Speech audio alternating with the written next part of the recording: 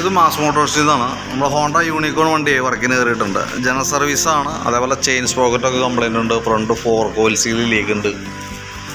ഹാൻഡിലിൻ്റെ bearing concept complaint ഉണ്ട്. അങ്ങനെ 1-2 കേസുകളുണ്ട്. അപ്പോൾ ജനറൽ സർവീസുമായി ബന്ധപ്പെട്ട് നമ്മൾ ബാക്ക് ബ്രേക്കിൻ്റെ ഭാഗമൊക്കെ നമ്മൾ അഴിച്ച് ചെക്ക് ചെയ്യുന്നുണ്ട്. ബ്രേക്ക് ലൈൻഡർ നോക്കുമ്പോൾ പഴക്കമില്ല, നല്ല ലൈൻഡറാണ്. പുതിയ ലൈൻഡർ കിടക്കണേ, കമ്പനി ലൈൻഡറൊന്നുമല്ല, പക്ഷെ എന്നാൽ പോലും വലിയ പഴക്കമില്ലാത്ത ലൈൻഡറാണ്. ഇപ്പോൾ ഈ ലൈൻഡറൊക്കെ ഇടുമ്പോൾ പ്രോബ്ലം ശ്രദ്ധിച്ച് കഴിഞ്ഞാൽ അതിൻ്റെ ഞാൻ ജസ്റ്റ് ഒന്ന് ഇത് പറഞ്ഞുതരാം. ഈ സൈഡ് കണ്ടോ, ഇപ്പോൾ ഇത്രയും ഭാഗം കറക്റ്റായിട്ട് ഹബ്ബിൽ പിടിക്കുന്നുണ്ട്. അതിൻ്റെ ഈ സൈഡൊന്നും കറക്റ്റ് പിടിക്കില്ല, ഇതുണ്ടോ. അപ്പോൾ അതുകൊണ്ട് തന്നെ ബ്രേക്ക് നമുക്കൊരു കംഫർട്ടായിരിക്കില്ല. ഈ ലൈൻഡർ നോക്കുമ്പോഴും അതിൻ്റെ ആ കണ്ടീഷൻ കറക്റ്റ് അലൈൻമെൻറ്റിൽ വരില്ല. എന്തെങ്കിലും ഇതെവിടെ പിടിക്കണില്ല, അതേപോലെ ഈ സൈഡ് പിടിക്കണില്ല. കറക്റ്റ് ഈ ഭാഗങ്ങൾ മാത്രമേ പിടിക്കണുള്ളൂ. തന്നെയുള്ള ഈ ലൈൻഡറിനൊക്കെ പൊടി കൂടുതലായിരിക്കും കേട്ടോ. എന്തായാലും നമ്മൾ കാശ് കൊടുത്ത് മേടിച്ചേക്കാണ്. തൽക്കാലം ഇത് തന്നെ ക്ലീൻ ചെയ്തിടാം, പരമാവധി ഉപയോഗിക്കുക. അതിന് ശേഷം മാറ്റിയിടുന്ന സമയത്ത് ഒറിജിനൽ സാധനം മേടിച്ചിടാം. കാരണം എന്താ വെച്ച് കഴിഞ്ഞാൽ വലിയ റേറ്റ് വേരിയേഷനൊന്നും വരില്ല. കാരണം എന്താ വെച്ച് കഴിഞ്ഞാൽ കുറച്ചുകൂടി ബെറ്റർ. കാരണം വെച്ചാൽ ഇത് പൊടി കാര്യങ്ങൾ ഇതിനകത്ത് കിടക്കുമ്പോഴത്തേക്ക് ഹബ്ബിനൊക്കെ തേയ്മാനം കൂടുതൽ അതിൻ്റെ ആയിരിക്കും കേട്ടോ. ഹബ്ബൊക്കെ തേയ്മാനം വരും, സ്ക്രാച്ച് കാര്യങ്ങളൊക്കെ വരും. അപ്പോൾ അത് ഇല്ലാതിരിക്കണമെങ്കിൽ ഒറിജിനൽ പാർട്സ് തന്നെ യൂസ് ചെയ്യാം. പിന്നെ അതേപോലെ തന്നെ നമുക്ക് അതിൻ്റെ ബാക്ക് ടയറിൻ്റെ ഭാഗത്ത് നോക്കുമ്പോൾ ടയറൊക്കെ കണ്ടീഷനാണ്, വേറെ പ്രോബ്ലംസ് ഒന്നുമില്ല. പിന്നെ നമുക്ക് ചെയിൻ സ്പോക്കറ്റിൻ്റെ ഭാഗമാണ് നോക്കണം കേട്ടോ. ചെയിൻ്റെ കേസ് നോക്കുമ്പോൾ ചെയിൻ സ്പോക്കറ്റൊക്കെ പരമാവധി ഉപയോഗിച്ച് തീർന്നതാണ്. ഇതൊക്കെ ശരിക്കും നല്ല അരം, നല്ല കൂർത്ത് അതായത് തേയ്മാനം വന്നിട്ട് നല്ല രീതിയിൽ ഷാർപ്പായിട്ടുണ്ട്. അപ്പോൾ നമുക്കത് ചെയിൻ സ്പോക്കറ്റ് സെറ്റായിട്ട് വരാം. നമുക്ക് ചെയിനും 2 സ്പോക്കറ്റും കൂടിയിട്ട് വരാം. അതേപോലെ തന്നെ നമുക്ക് ഈ വീലിൻ്റെ റബ്ബർ ബാക്കിലൊക്കെ മാറ്റിയിടണം. പിന്നെ നമുക്ക് ഈ ഭാഗത്തേക്ക് വരുമ്പോഴത്തേക്കുണ്ടല്ലോ അതിൻ്റെ എയർ ഫിൽറ്ററിൻ്റെ ഭാഗമൊക്കെ നമ്മളൊന്ന് ചെക്ക് ചെയ്ത് നോക്കുന്നുണ്ട്. എയർ ഫിൽറ്ററും ഇതുമ്പോൾ കിടക്കുന്നത് കമ്പനി സാധനമൊന്നുമല്ല, വെറും ഒരു ചാത്താൻ ബ്രാൻഡാണ്. ഇതൊക്കെ ശരിക്കും പറഞ്ഞാൽ നമുക്ക് ഉണ്ടാക്കി വയ്ക്കുന്ന ചിലവുകളുണ്ടല്ലോ, നമുക്ക് ഊഹിക്കാൻ പറ്റാത്ത കണ്ടീഷനാണ്. കാരണം എന്താ വെച്ചാൽ ഇതൊക്കെ പെട്ടെന്ന് ഈ പേപ്പർ ഫിൽറ്ററാണ് നമുക്ക് യൂണിക്കോൺ മോഡൽ, സ്കൂട്ടർ മോഡലൊക്കെ ബൈക്കിൽ ഇപ്പോൾ കോമൺ ആയിട്ട് വന്നത് പേപ്പർ ടൈപ്പാണ്. അതിനകത്ത് വിസ്കസ് ടൈപ്പ് ഉണ്ട്, പേപ്പർ ടൈപ്പും ഉണ്ട്. അപ്പോൾ അതിനകത്തുള്ള പ്രോബ്ലം എന്ന് വെച്ചാൽ ഇത് തനി പേപ്പർ ടൈപ്പാണ്. അപ്പോൾ അതുകൊണ്ടുള്ള പെട്ടെന്ന് ഇതിനകത്ത് പൊടി കയറി ബ്ലോക്ക് ആവുകയും ചെയ്യും. പക്ഷേ പ്രത്യക്ഷത്തിൽ വേറൊരു കംപ്ലയിൻറ്റ് കാണിക്കില്ല. അപ്പോൾ കൂടുതലായിട്ട് നമുക്ക് സംഭവിക്കുക കാർബറേറ്ററിൽ നിന്ന് കൂടുതലായിട്ട് പെട്രോൾ എഞ്ചിൻ ഹെഡ് എടുക്കാൻ തുടങ്ങും. നമ്മൾ ആക്സിലേറ്റർ കൊടുക്കും, കൂടുതൽ പെട്രോൾ കൊടുക്കും. ആ പെട്രോൾ കത്തിക്കാനുള്ള ഇഗ്നീഷൻ ടൈമിങ്ങോ നമ്മുടെ വണ്ടിക്ക് ഇല്ല, കിട്ടില്ല കറക്റ്റായിട്ട്. അപ്പോൾ അങ്ങനെ വരുമ്പോൾ കുറേ പൊല്യൂഷനായിട്ട് പോകും, കുറേ കത്താതെ പോകും, മൈലേജ് ഷോട്ട് വരും. പിന്നെ ആ കത്താതെ വരുമ്പോഴത്തേക്കും കരിയുടെ രീതിയിലേക്ക് ഹെഡിനകത്തൊക്കെ അടിഞ്ഞുകൂടാൻ തുടങ്ങും. അങ്ങനെ പതുക്കെ അതിൻ്റെ കംപ്ലയിൻസ് ഡെവലപ്പ് ചെയ്യാൻ തുടങ്ങും. അപ്പോൾ ഇതൊക്കെ ശരിക്കും കമ്പനി പറയുന്നതും പ്രകാരം വെച്ച് നോക്കുമ്പോൾ 10,000 കിലോമീറ്റർ കൂടുമ്പോൾ എയർ ഫിൽറ്ററും പ്ലഗും മാറ്റിക്കളയാനാണ് പറയണേ, കമ്പനി സാധനം പോലും. പിന്നെ ഇതിൻ്റെ അവസ്ഥയൊക്കെ എന്ന് പറയുമ്പോൾ നമ്മൾ ചിന്തിക്കുമല്ലോ. ഇതൊക്കെ പറഞ്ഞതുകൊണ്ട് ഈ അത്യാവശ്യം പൊടിയുള്ള ഭാഗത്തേക്കൂടെ പോയി കഴിഞ്ഞാൽ പെട്ടെന്ന് സംഭവം ബ്ലോക്ക് ആവും. അതൊക്കെ ഏറ്റവും നല്ലത് കമ്പനി സാധനം യൂസ് ചെയ്യണം കേട്ടോ. നമ്മൾ കൂടുതലും അതിന് പറയണതിൻ്റെ കാരണം അതാണ്. കാരണം ഓൾറെഡി നമ്മൾ കംപ്ലയിൻറ്റ്സ് കൊണ്ട് കണ്ടുകൊണ്ടിരിക്കുന്നതാണ്. പിന്നെ അതേപോലെ തന്നെ ബാറ്ററിയുടെ ഭാഗം നമ്മൾ ചെക്ക് ചെയ്ത് നോക്കുന്നുണ്ട്. ഇതും ഇരിക്കുന്ന ബാറ്ററി 2022 മോഡലാണ്. ആമറോണിൻ്റെ ബാറ്ററിയാണ്. 7 ആംപിയർ വരുന്ന 12 വോൾട്ട് ബാറ്ററിയാണ്. അപ്പോൾ നമുക്ക് അതിൻ്റെ ബാറ്ററിയും കൂടി നമ്മൾ ചെക്ക് ചെയ്ത് നോക്കുന്നുണ്ട്. വോൾട്ട് ചെക്ക് ചെയ്യുമ്പോൾ 12.99 വരെ ഉണ്ട്, മാക്സിമം ഔട്ട്പുട്ട് കിട്ടുന്നുണ്ട്. അപ്പോൾ നമ്മൾ ബാറ്ററി ടെസ്റ്റ് മോഡിലേക്ക് വിടുന്നുണ്ട്. കംപ്ലയിൻസ് എന്തെങ്കിലും കൃത്യമായിട്ട് അറിയാൻ സാധിക്കും നമുക്കത്. ഇതിപ്പോൾ ഓക്കെയാണ്, വേറെ പ്രോബ്ലമൊന്നുമില്ല. 2022 ബാറ്ററിയാണ്, കംപ്ലയിൻസിന് സാധ്യത കുറവാണ്. പക്ഷെ എന്നാൽ നമ്മൾ ചെക്ക് ചെയ്യണതിൻ്റെ കേസ് എന്ന് വെച്ചാൽ ഓൾറെഡി ജനറൽ സർവീസിൽ അതടക്കം നമുക്ക് ഇൻക്ലൂഡാണ്. അപ്പോൾ അതുകൊണ്ടാണ് നമ്മളത് ചെയ്തു പോകണം കേട്ടോ. പിന്നെ കൂട്ടത്തേക്ക് നമുക്ക് അതിൻ്റെ എഞ്ചിൻ ഓയിൽ മാറുന്നുണ്ട്. എഞ്ചിൻ ഓയിലിൻ്റെ കേസ് റീപ്ലേസ് ചെയ്യേണ്ട ടൈമാണ്, അപ്പോൾ അത് ചേഞ്ച് ചെയ്യുന്നുണ്ട്.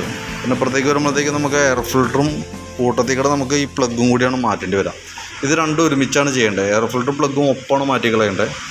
സാധാരണ ഇപ്പോൾ നമ്മൾ മാറ്റിയിട്ടാൽ പോലും 10,000 കിലോമീറ്ററാണ് ഉപയോഗിക്കാൻ പാടുള്ളൂ. ഏറ്റവും മാക്സിമം ഉപയോഗിക്കുകയാണെങ്കിൽ ഒരു 12,500 കിലോമീറ്റർ. അപ്പോഴും നമ്മൾ എടുത്ത് നോക്കുമ്പോൾ ഈ പറഞ്ഞ പ്ലഗിനും എയർ ഫിൽറ്ററിനും ഏകദേശം ഒരു 75% അത് ഉപയോഗമാണ്. ബാക്കിയത്തെ നോക്കുമ്പോൾ നമുക്ക് കംപ്ലൈൻ്റ് ആയിട്ട് തോന്നില്ല. പക്ഷേ ശരിക്കും അതാണ് അതിൻ്റെ പ്രൊസീജിയർ. കാരണം കംപ്ലൈൻറ്റ് ആയിട്ട് കൂടുതലായിട്ട് കംപ്ലൈൻറ്റ് വന്ന് മാറ്റാനല്ല. അപ്പോൾ കമ്പനി പറയുന്നതും പ്രകാരം വെച്ച് നോക്കുമ്പോൾ ഒരു 10,000 കിലോമീറ്ററൊക്കെ ആകുമ്പോഴത്തേക്കും അത്യാവശ്യം നല്ല രീതിയിൽ അതിൻ്റെ ഉപയോഗം കഴിഞ്ഞിട്ടുണ്ട്. അപ്പോൾ ഇപ്പോൾ നമ്മൾ ചെയ്യുമ്പോൾ എയർ ഫിൽറ്ററും പ്ലഗും കൂടി മാറ്റിയിടാം. കാരണം എന്ന് വെച്ചാൽ ഇപ്പോൾ തന്നെ എയർ ഫിൽറ്ററിൻ്റെ അവസ്ഥ അത്രയ്ക്ക് മോശമാണ്. എഞ്ചിൻ ഹെഡിനകത്ത് കരിയുടെ പ്രോബ്ലം സ്റ്റാർട്ട് ചെയ്തിട്ടുണ്ടാവും, നമുക്കത് പ്രത്യക്ഷത്തിൽ മനസ്സിലാവാണ്ടാണ്. ഇനിയിപ്പോൾ സ്റ്റാർട്ടിങ് കംപ്ലയിൻറ്റ്, മൈലേജ് ഷോട്ട്, റണ്ണിങ്ങിൽ വണ്ടി ഓടിക്കൊണ്ടുന്ന വണ്ടി നിർത്തുമ്പോൾ തന്നെ ഓഫായി പോവാം, സിഗ്നലിങ്ങൊക്കെ വെറുതെ നമ്മൾ കൊണ്ട് സ്ലോ ആയിട്ട് നിർത്തുമ്പോൾ ഓഫായി പോവാം. അതൊക്കെയാണ് ശരിക്കും ഇതിൻ്റെ കംപ്ലയിൻസിൻ്റെ ഒരു ലക്ഷണമായിട്ട് ആരംഭഘട്ടത്തിൽ വരാം. പിന്നെയാണ് പതുക്കെ ബ്ലാക്ക് സ്മോക്കിലേക്ക് അല്ലെങ്കിൽ ഓയിൽ കയറി കത്തുന്ന സിറ്റുവേഷനിലേക്കൊക്കെ ഡെവലപ്പ് ആവുന്നത്. അപ്പോൾ പരമാവധി അതിൻ്റെ മൂലകാരണം എന്താണെന്ന് ചോദിച്ചാൽ ഒറ്റ വാക്കിൽ പറയുകയാണെങ്കിൽ എയർ ഫിൽറ്ററും പ്ലഗുമാണ്. അത് കറക്റ്റ് ടൈമിൽ മാറ്റാമെന്നുള്ളതാണ്. പിന്നെ ഇപ്പോൾ ഇതും കൂടി ചെയ്യുന്ന സമയത്ത് കാർബറേറ്റർ യൂണിറ്റ് ഞാൻ വണ്ടിമേന്ന് അഴിച്ചിട്ടില്ല. ജസ്റ്റ് നമുക്ക് അതിൻ്റെ ഇൻഫോം ചെയ്യാൻ വേണ്ടിയിട്ട് ഇപ്പോൾ അതിൻ്റെ വാക്യൂം ടെസ്റ്റ് അഴിച്ചെന്നുള്ളൂ. വാക്യൂം ടെസ്റ്റിനൊക്കെ അത്യാവശ്യം തേമാനം വന്നേക്കണുണ്ട് ഈ ഭാഗത്തൊക്കെ. അപ്പോൾ അതും കൂടി ഒന്ന് ക്ലിയർ ചെയ്ത് കാർബറേറ്റർ ക്ലീനർ വെച്ച് ക്ലീൻ ചെയ്ത് കയറ്റുകയാണെന്നുണ്ടെങ്കിൽ ആ ഭാഗം അത്രയും പുറമേന്ന് നമുക്ക് ചെയ്യാവുന്ന ഭാഗം അത്രയും പക്കയായിട്ട് റെഡി ആയിട്ട് പോകും. അതിന് ശേഷം കറക്റ്റ് എഞ്ചിൻ ട്യൂണിങ്ങിലേക്ക് നിർത്തി കഴിഞ്ഞാൽ പരമാവധി നമുക്ക് മൈലേജ് കിട്ടും. പിന്നെയെന്ന് പറഞ്ഞു കഴിഞ്ഞാൽ കാലത്ത് മാത്രം നമ്മളൊന്ന് ചോക്കിട്ട് സ്റ്റാർട്ട് ചെയ്യേണ്ടി വരുമെന്നുള്ളൂ. അതൊരു കംപ്ലൈൻ്റ് അല്ല, കാലത്ത് മാത്രം ചോക്കിടാം. അപ്പോൾ പെട്രോൾ അത്രയും കുറഞ്ഞായിരിക്കും കത്തിരിക്കുക. അപ്പോൾ അതുകൊണ്ട് മെച്ചമാണ്, ഗുണമുണ്ടാവുള്ളൂ. എന്തെങ്കിലും മൈലേജ് അത്യാവശ്യം കയറി വരും. പിന്നെ ഫ്രണ്ട് ഭാഗത്തേക്ക് വരുമ്പോഴത്തേക്ക് നമ്മളതിൻ്റെ ഫ്രണ്ട് ഹാൻഡിൽ ബെയറിങ്ങിൻ്റെ ഭാഗം നമ്മൾ അഴിച്ചിട്ടുണ്ട്. അത്യാവശ്യം ഒരുവിധം തീരെ മോശമെന്നൊന്നും പറയാവുന്ന സിറ്റുവേഷനിലേക്ക് എത്തിയിട്ടൊന്നുമില്ല. പക്ഷെ എന്നാലും ചെറിയൊരു അടി പോലെയൊക്കെ ഉണ്ട്, ചെറിയൊരു ടൈറ്റ് കാണിക്കുന്നുണ്ട്. തന്നെയല്ല ഫ്രണ്ട് ഫോർക്ക് നമ്മൾ അഴിക്കേണ്ട ആവശ്യം വന്നിട്ടുണ്ട്. അപ്പോൾ അതുകൊണ്ട് തന്നെ ആ കൂട്ടത്തേക്കൂടെ അതും കൂടി അങ്ങോട്ട് ക്ലിയർ ചെയ്ത് പോകാവുന്ന കണ്ടീഷനിലാണ് നമ്മൾ അഴിച്ചേക്കുന്നത്. കേട്ടോ, അത്യാവശ്യം ബെയറിങ് ഒരുവിധം ഉപയോഗം കഴിഞ്ഞാണ്. അതേപോലെ തന്നെ ഫോർക്ക് ഓയിൽ സീലിൻ്റെ ആയാലും ഫോർക്ക് പൈപ്പിൻ്റെ ഇവിടെയൊക്കെ നോക്കുമ്പോൾ ചെറിയ തേമാനങ്ങളൊക്കെ ഉണ്ട്. ഈ സൈഡിൽ നോക്കുമ്പോൾ ഒരു കളർ ഷെയ്ഡും കാര്യങ്ങളൊക്കെ ഉണ്ട്, ചെറിയൊരു ലൈനൊക്കെ കാണുന്നുണ്ട്. പക്ഷെ എന്നാൽ പോലും നമുക്കിപ്പോൾ അതിന് വേണ്ടിയിട്ട് മാറ്റണമെന്നില്ല.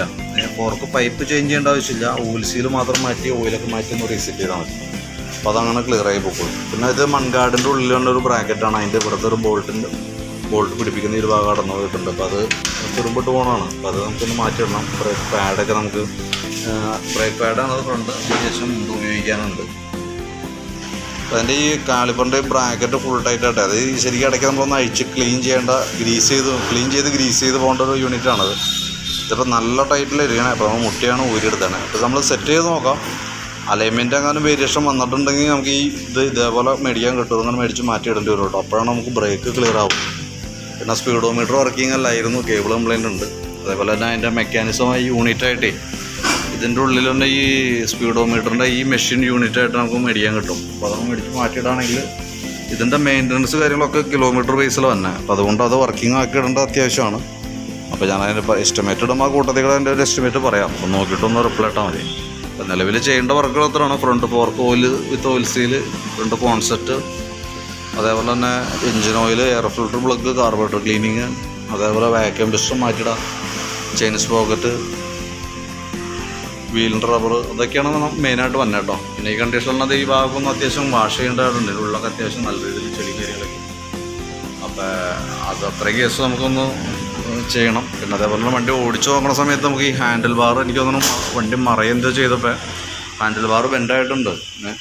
ചെറിയൊരു വണ്ടി ഓടിക്കുമ്പോൾ നമുക്ക് മനസ്സിലാവും ഈ ഭാഗത്തു നിന്ന് ഇങ്ങോട്ടേക്ക് ഒരു ചെറിയൊരു ബെൻഡുണ്ട്. അത് ആ വണ്ടിയിൽ ഇരുന്ന് നോക്കുമ്പോൾ തന്നെ അറിയാൻ പറ്റും ലെഫ്റ്റ് സൈഡിൽ. അപ്പം അതും നമ്മൾ എസ്റ്റിമേറ്റിൽ കൂട്ടണമെന്നില്ല, അത് വേണമെങ്കിൽ പറഞ്ഞാൽ മതി, നമുക്ക് കൂട്ടത്തിൽ കൂടെ അത് ചെയ്യാം. പക്ഷേ ലെവലിൽ നടക്കില്ല, അത് മാറ്റിയിടാനേ പറ്റുള്ളൂ കേട്ടോ. അപ്പോൾ അത് ബുദ്ധിമുട്ടല്ലാന്നുണ്ടെങ്കിൽ ആ രീതിയിൽ ഉപയോഗിക്കാം. ഓക്കെ, കണ്ടപ്പോൾ ഞാൻ കംപ്ലയിൻ്റ് ഒന്ന് ഇൻഫോം ചെയ്തെന്നുള്ളൂ. ബാക്കിയത്തൊക്കെ ഒരു എസ്റ്റിമേറ്റ് ആക്കിയിട്ട് ഞാൻ ഏകദേശം എത്ര കോസ്റ്റ് വരുമെന്ന് അതിൻ്റെ ഒരു ഡീറ്റെയിൽസ് വാട്സാപ്പിലേക്ക് ഒന്ന് സെൻഡ് ചെയ്ത് കേട്ടോ. നോക്കിയിട്ടൊന്ന് റിപ്ലൈ കേട്ടോ. ഓക്കെ.